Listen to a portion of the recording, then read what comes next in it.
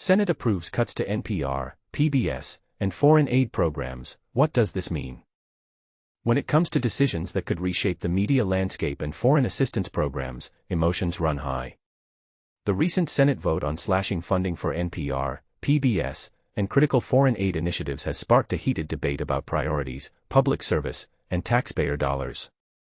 But here's where it gets controversial. Should public media outlets and life-saving international programs rely on federal support when the national debt is soaring? And this is the part most people miss: what happens if these cuts take effect? Let's dive into the details. In a dramatic session that stretched late into the night, the Senate approved a $9 billion rescission package proposed by the Trump administration. This move targets funds already earmarked for public broadcasting and foreign aid, an action that many see as a direct threat to decades of federal backing for institutions like NPR and PBS. At the center of this decision is the Corporation for Public Broadcasting, CPB, which stands to lose $1.1 billion meant to sustain its operations over the next 2 years. Additionally, the bill strips away $7.9 billion from other programs, including vital foreign aid initiatives. For context, CPB serves as a crucial intermediary, channeling federal dollars to NPR, PBS, and their member stations nationwide.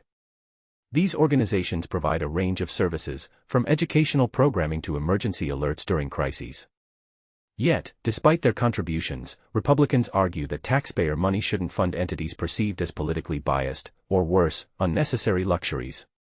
During the marathon voting session, lawmakers introduced countless amendments in an attempt to tweak the bill.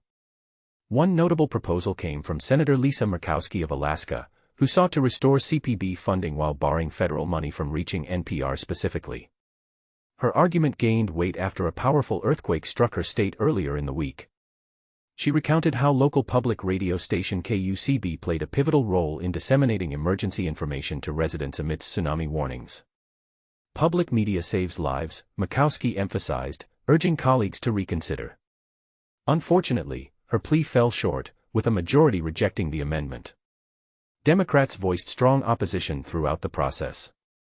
Senator Tammy Baldwin of Wisconsin warned that cutting public broadcasting funds would hit rural communities hardest. These are the very stations that keep isolated areas connected, she argued.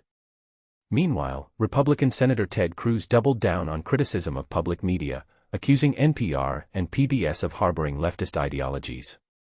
He quipped, "If you want partisan commentary, turn on MSNBC, but don't make taxpayers foot the bill." The stakes extend beyond domestic concerns. The original House version of the bill included eliminating $7.9 billion in foreign aid, such as funding for PEPFAR, the U.S. initiative combating HIV/AIDS globally. However, some Senate Republicans pushed back, arguing that axing life-saving programs like PEPFAR goes too far. Ultimately, they managed to carve out exceptions, preserving parts of the foreign aid budget. Meanwhile, leaders in the public broadcasting sector sounded alarm bells. They warned that defunding CPB would devastate smaller stations, particularly those serving rural and underserved populations.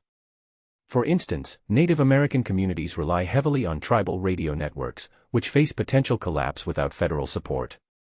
Even efforts to redirect Green New Deal funds toward sustaining these stations have been deemed impractical by industry experts. So, what do Americans think? A recent Harris poll conducted on behalf of NPR revealed surprising bipartisan support for public media funding.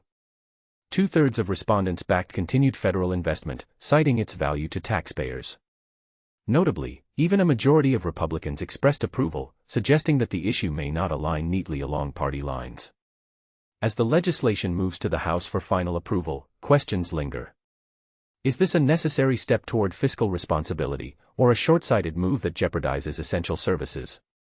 Do public broadcasters truly exhibit political bias, or are they victims of mischaracterization? And perhaps most importantly, can we afford to dismantle systems that millions depend on daily? What's your take? Do you believe public media deserves federal funding, or should it fend for itself? Share your thoughts in the comments below, we'd love to hear from you.